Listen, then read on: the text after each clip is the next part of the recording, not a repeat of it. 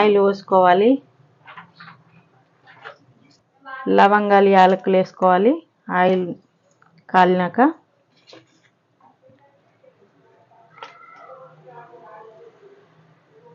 ఉల్లిగడ్డలు వేసుకోవాలి.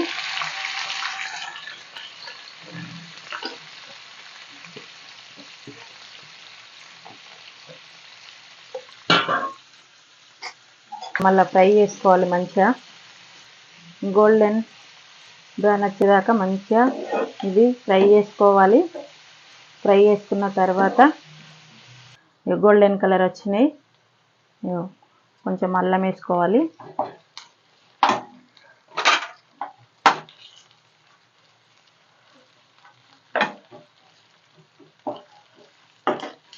అల్లం గోలింది.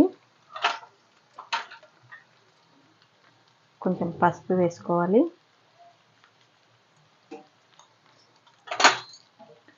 పసుపు వేసుకున్న తర్వాత ఇట్లా కొంచెం మళ్ళీ ఫ్రై చేయాలి.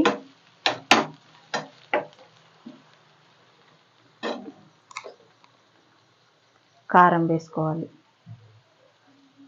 సరిపడేంత.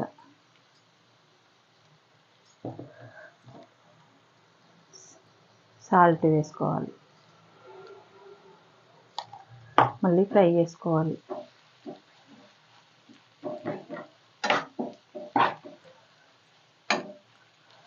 ఎగ్గులు తొందరగా కొట్టిపోయాలండి, ఎందుకంటే కారం చెల్లి మాడిపోతుంది.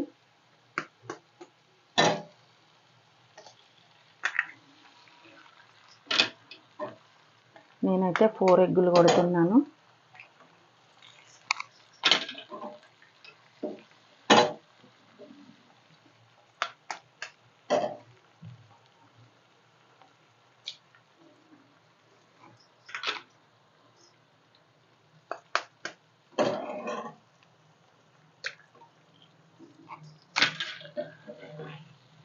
ఇట్లా ఉంచుకుంటే ఇవి అటు ఇటు కాకుండా అట్లనే ఉంటాయి.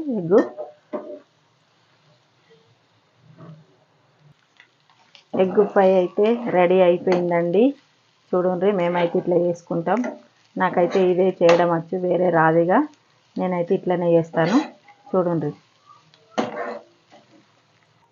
ఎగ్ ఫ్రై అయితే రెడీ అయిపోయింది. మీరు చూడండి, మేమైతే ఇట్లనే చేసుకుంటాం ఎప్పుడు. నాకైతే వేరే చేయడం రాదు. చూడండి, ఇట్లనే చేస్తాను నేను ఎప్పుడు. Egg fry ready.